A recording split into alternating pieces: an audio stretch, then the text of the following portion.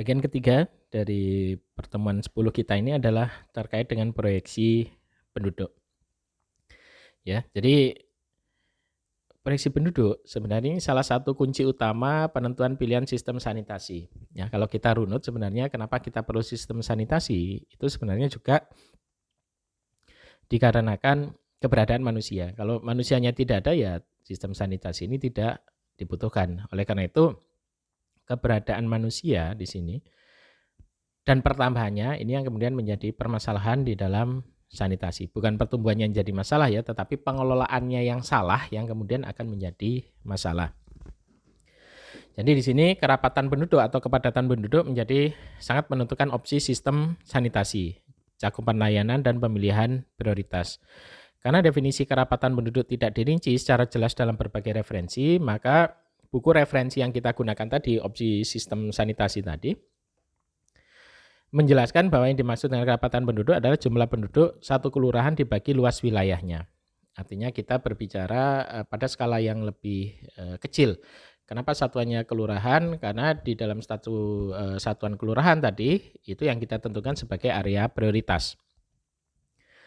Kemudian di sini kita kenal nantinya ada kepadatan neto dan kepadatan bruto.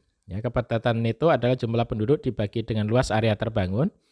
Sedangkan kepadatan bruto adalah jumlah penduduk dibagi luas area administrasi total. Sehingga perlu diperhatikan kepadatan penduduk yang akan datang melalui proyeksi penduduk. Jangan sampai juga ada persepsi yang salah bahwa penduduk yang padat itu sanitasinya lebih jelek daripada penduduknya yang tidak padat. Dengan mudah misalnya kita lihat kalau misalnya dia di apartemen yang kepadatan penduduknya jelas lebih tinggi, ya bisa jadi sanitasinya lebih baik dibandingkan misalnya di rural atau pedesaan yang fasilitas sanitasinya masih unimproved walaupun dia kemudian menjadi lebih lebih jarang untuk tingkat kepadatannya. Ya, sehingga yang kita sebutkan adalah bahwa kalau kepadatannya bertambah, maka sistem sanitasinya ini akan ditentukan dari situ, tapi tidak merujuk kepada baik atau buruk ya, tidak merujuk pada baik buruk, tetapi sistem atau opsi apa yang nanti harus kita ambil terkait dengan kepadatan penduduk yang cukup tinggi. Nah, di dalam buku referensi di situ tipe kepadatan penduduk ada yang rural, umumnya yang kurang dari 25 orang per hektar. Kemudian ada periurban, kelurahan dan kerapatan penduduk 25 sampai 100 orang per hektar. Kemudian urban rendah, yaitu kelurahan kerapatan penduduk 101 sampai 175 orang per hektar. Urban medium, ya 176 sampai 250 orang per hektar. Dan urban high, kerapatan penduduk lebih dari 250 orang per hektar. Nah, bagaimana proyeksi penduduk dilakukan? Tadi di bagian awal sudah saya jelaskan bahwa proyeksi penduduk ini dapat dilakukan secara statis dan juga secara dinamis. Nah, biasanya yang kita pakai memang untuk proyeksi-proyeksi penduduk di bidang keciptakaryaannya, di bidang keciptakaryaan ini adalah proyeksi penduduk yang sifatnya statis, tidak dinamis. Artinya kita hanya melihat by number saja, berapa orang ya, bertambah atau berkurang atau tetap. Kemudian kita lihat pola-pola pertumbuhannya seperti apa. Ya, setelah lihat pola pertumbuhannya, baru kita jadikan dasar untuk proyeksi penduduk berikutnya. Pertanyaannya apakah menjadi akurat? Ya sebenarnya menjadi kurang akurat, tetapi ini menjadi lebih praktis sebenarnya untuk diterapkan. Nah, sebagai pembanding nanti Anda bisa membaca misalnya bagaimana Biro Pusat Statistik atau BPS di dalam memproyeksikan penduduk misalnya. Ya, atau kalau ingin memperdalam lagi bagaimana model-model dinamik di dalam pertumbuhan penduduk. Nah, tadi ya untuk proyeksi penduduk ini yang data dibutuhkan misalnya adalah satu data penduduk di wilayah administrasi minimal 10 tahun, kemudian kepadatan rata-rata penduduk di wilayah administrasi, persebaran penduduk dan peta kepadatan penduduk, migrasi penduduk dan data penduduk untuk usia sekolah. Itu sebenarnya kita butuhkan secara ideal ya untuk memproyeksikan penduduk. Tapi secara sederhana ya kita gunakan saja metode matematis ya, perhitungan matematis di dalam perhitungan penduduk. Di sini paling tidak ada Metode yang biasa kita gunakan, diterapkan, yang pertama adalah geometrik, yang kedua eksponensial, yang ketiga aritmatik, dan yang keempat adalah grafis berupa least square. Nah, dari metode di atas dilakukan pendekatan penduduk sebenarnya dengan melihat grafik backward projection, dan selanjutnya dibandingkan dengan data jumlah penduduk yang sebenarnya. Artinya begini, kalau kita punya data penduduk 8 tahun misalnya saja ya, maka dari 8 tahun ke belakang itu kita mempunyai tren pertumbuhan penduduk seperti apa? Apakah bertambah jumlah jiwanya ataukah bertambah persentasenya? Nah, dari model kita mencoba misalnya untuk model geometrik, aritmatik, ya masing-masing akan kita dapatkan rumusnya dan kita coba untuk memproyeksikan ke belakang 8 tahun tadi. Nah, dari situ kita lihat standar deviasinya. Mana yang standar deviasinya paling kecil, yaitu yang merupakan model pertumbuhan penduduk dari tempat atau kelurahan atau lokasi tersebut.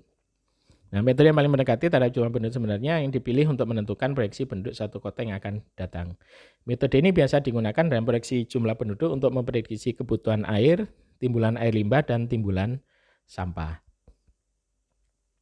Nah, untuk penjelasan masing-masing metode silakan nanti dibaca lebih detail. Ya, di sini yang jelas ada metode aritmatik. Jadi jumlah penduduk pada tahun N itu adalah jumlah penduduk awal ditambah dengan penambahan jumlah penduduk ya, dalam jiwa ya. Misalnya bertambah 10 orang, 20 orang, 500 orang per tahun misalnya dikalikan dengan periode waktu tahun antara tahun awal dan tahun N. Ya, rumusnya sederhana sekali. Sementara ini contohnya ya, silakan dipelajari nanti. Kemudian untuk metode geometrik ini yang bertambah adalah prosentasenya. Ya, jadi misalnya kita sering dengar tingkat pertumbuhan penduduk adalah 1,96% misalnya untuk Indonesia. Ya, maka yang pertama adalah prosentasenya. Ini misalnya kita temui nanti pada saat kalau saudara pernah belajar masalah di matematika itu ada bunga majemuk atau bunga berbunga. Nah, itu mirip dengan itu sebenarnya perhitungannya. Jadi yang bertambah adalah persentasenya, sehingga nanti apabila digrafikan pertumbuhannya itu tidak linear tetapi dia non linear. Nama nanti contoh perhitungannya dengan pelajari. Kemudian ada eksponensial ya. Ini pertumbuhan penduduk secara terus-menerus setiap hari menggunakan pertumbuhan konstan. Hasil ini kemudian sebenarnya nanti hasilnya akan mirip ya apabila mirip dengan metode geometrik apabila laju pertumbuhannya relatif rendah antara 1 sampai 2%. Ini contoh perhitungannya dapat dilihat nanti.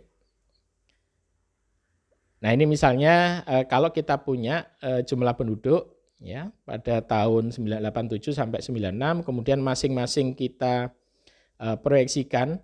Itu ada kesalahan itu untuk aritmatik itu bukan persen tetapi jiwa itu satuannya. Ya.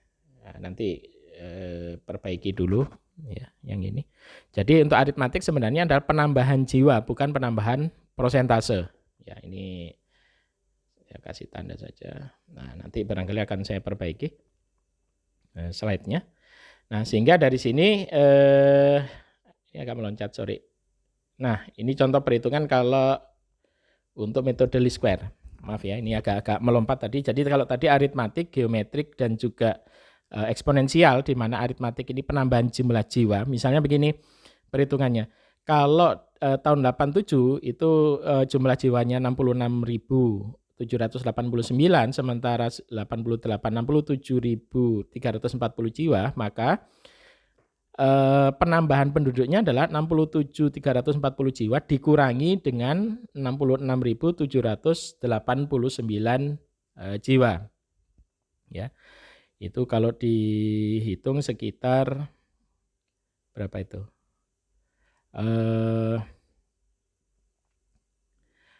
500 ya. 600.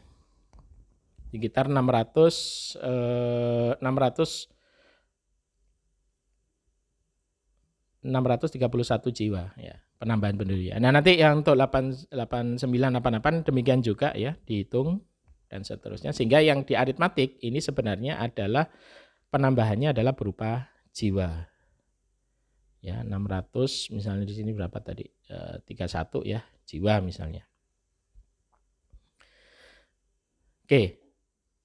Kemudian ada lagi metode least square. Jadi metode least square ini sebenarnya adalah metode regresi linier. Ya, metode regresi linier itu misalnya kita punya tahun di sini X ya, Y-nya adalah jumlah jiwa misalnya. Kemudian di sini ada sebaran penduduk naik. Kemudian kita dekati dengan persamaan garis. Ini sebenarnya menjadi agak tricky ya, menjadi agak sebenarnya kurang pas karena dia mencari selisih terkecil ya. Tetapi ada yang memanfaatkan ini untuk proyeksi penduduk. Nah, biasanya dipakai adalah kalau tidak aritmatik ya geometrik. Ini persamaan-persamaan garis kalau Anda ingat ya untuk menghitung. Ini contoh perhitungannya. Oke, ini list. Nah, untuk menentukan pilihan rumus proyeksi penduduk yang akan digunakan dengan hasil penelitian yang paling mendekati kebenaran harus dianalisis dengan menghitung standar deviasi atau koefisien korelasi. Seperti ini standar deviasinya untuk perhitungannya. Ini analisis statistik sederhana saja. Nah, ini coba kita backward tadi ya. Ingat aritmatik tadi yang di contoh awal tadi ini adalah jumlah penduduk awal ya. Jadi basisnya adalah di tahun 96 dikurangi dengan jumlah penduduk perubahan jumlah penduduk rata-ratanya dalam jiwa ya. Terus dikurangi sampai kemudian ketemu penduduk. Jadi hitungannya itu dari bawah kemudian dia dihitung ke atas ya. Sementara tadi kalau mencari persentasenya itu dihitungnya dari atas ke bawah. Ya, agak berbeda arahnya. Nah, kemudian dari backward ini ya, dapat dihitung standar deviasinya. Ya, ini masing-masing untuk aritmatik, geometrik, dan eksponensial. Ya, termasuk least square, sehingga di sini didapatkan metode least square yang terpilih. Ya, tetapi biasanya ya kita lebih suka pakai geometrik meskipun kemudian angkanya menjadi lebih besar daripada least square.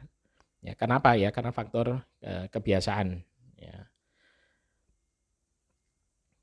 Oke, bagian yang kedua terakhir untuk proyeksi penduduk ini adalah proyeksi kebutuhan air, timbulan limbah dan sampah. Di mana perhitungan debit kebutuhan air yang pertama adalah perhitungan ini dia adalah perhitungan sederhana, artinya kita belum melihat fluktuasi. Pada saat kita melihat fluktuasi kebutuhan air, kemudian juga pada jam puncak, jam maksimal dan seterusnya nanti di bagian perkuliahan selanjutnya akan kita bicarakan misalnya di SPAM, sistem penyediaan air minum. Fluktuasi yang sama juga terjadi di air limbah, kita pelajari di mata kuliah perencanaan IPAL misalnya. Untuk timbulan yang detail misalnya di persampahan ya kita akan baca atau kita ikuti di pengelolaan persampahan. Di sini hanya kita memperhitungkan secara sederhana saja ya perkiraan awal seperti itu masalah kebutuhan air, timbulan air limbah dan juga timbulan sampahnya.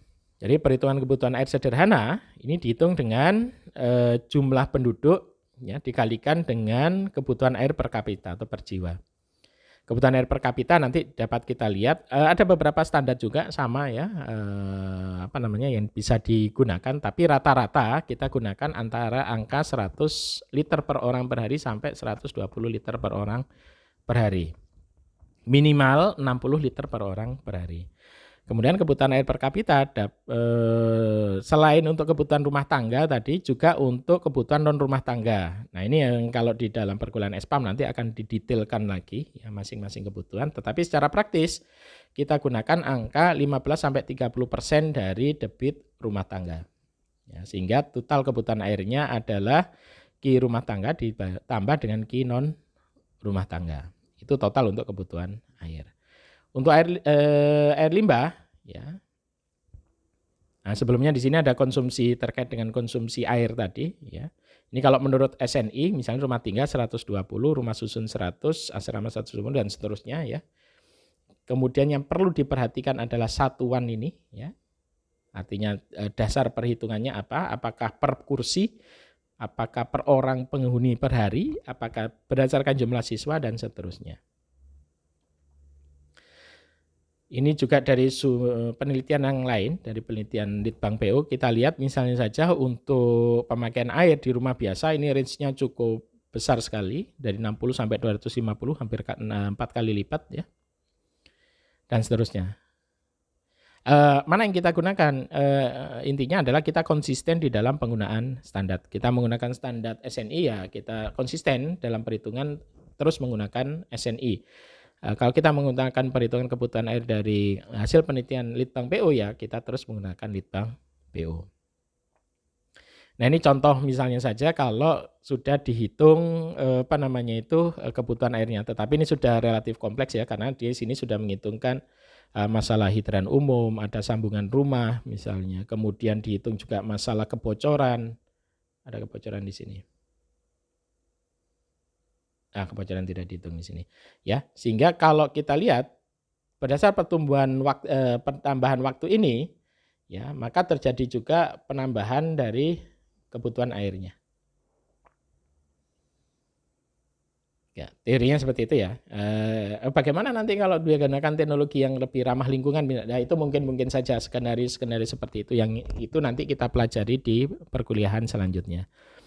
Kemudian perhitungan debit air limbah ya, mirip ya tadi, lebih sederhana sebenarnya. Kenapa? Kita gunakan saja angka praktis bahwa air limbah rumah tangga itu 60-80% dari kebutuhan air yang kita gunakan. Ya, sedangkan non domestiknya juga sama, diambil 15-20% dari limbah rumah tangganya. Ya. Seperti itu. Kemudian ini dapat timbulan totalnya dapat dihitung bahwa Q total ya adalah Q rumah tangga, limbah rumah tangga ya, ditambah dengan debit dari non rumah tangga. Nah, itu dia. Kurang juga di sini. Nanti saya tambahkan. Nah, bisa juga sih kita tentukan berdasarkan pada ini ada peruntukannya ya, fasilitasnya, kemudian di sini ada angka-angkanya. Ini mengacu pada Pergub DKI ya. Kalau sudah lihat di sini Pergub tahun 2005. Oke, kemudian yang terakhir ada perhitungan untuk timbulan sampah. Jadi timbulan sampah dihitung berdasarkan pada, nah kalau sampah ada dua, bisa berupa berat, bisa berupa volume. Bisa berupa berat, bisa berupa volume. Berat jumlah jiwa kali tipikal berat sampah rumah tangga, atau kalau kita gunakan volume ya jumlah jiwa kali tipikal volume sampah rumah tangga. Nah, nanti kita juga lihat ada karakteristik sampah ya, yang kita belum masuk lah, anggap saja seperti itu, nanti di bagian selanjutnya atau di perkuliahan selanjutnya nanti ada. Nah, sehingga jumlah volume sampah ditentukan berdasarkan jumlah fasilitas kali timbulan tipikal tiap fasilitas untuk non rumah tangganya. Ya, total seperti hanya perhitungan sebelumnya adalah perhitungan di rumah tangga ditambah yang non rumah tangga. Oke, ini misalnya berapa besarannya ya, antara 2,25 sampai 2,5, tapi biasanya kita gunakan 2,5 misalnya. Semi permanen 2 sampai 2,25 dan seterusnya. Ya, ini sebagai acuan. Oke, referensi. Nah, kan di bagian akhir referensi ini yang coba untuk dibuka lah ya, nawasis.org, karena beberapa dokumen terkait dengan sanitasi, kemudian juga best practice itu ada di sana. Silakan nanti untuk pelajari referensi yang ada di Nawasis. Nah, untuk minggu depan ya tugasnya saudara diminta untuk mengaplikasikan perhitungan proyeksi penduduk, dan kemudian coba saudara hitung berapa kemungkinan timbulan dari air limbah dan sampah di samping kebutuhan air minumnya ya, untuk masing-masing kota saudara. Ya, saudara dapat menggunakan bantuan Excel atau Google Spreadsheet misalnya untuk perhitungannya. Oke, seperti itu. Semoga bermanfaat pertemuan kita pada pertemuan 10 ini. Ya, terima kasih dan selamat belajar.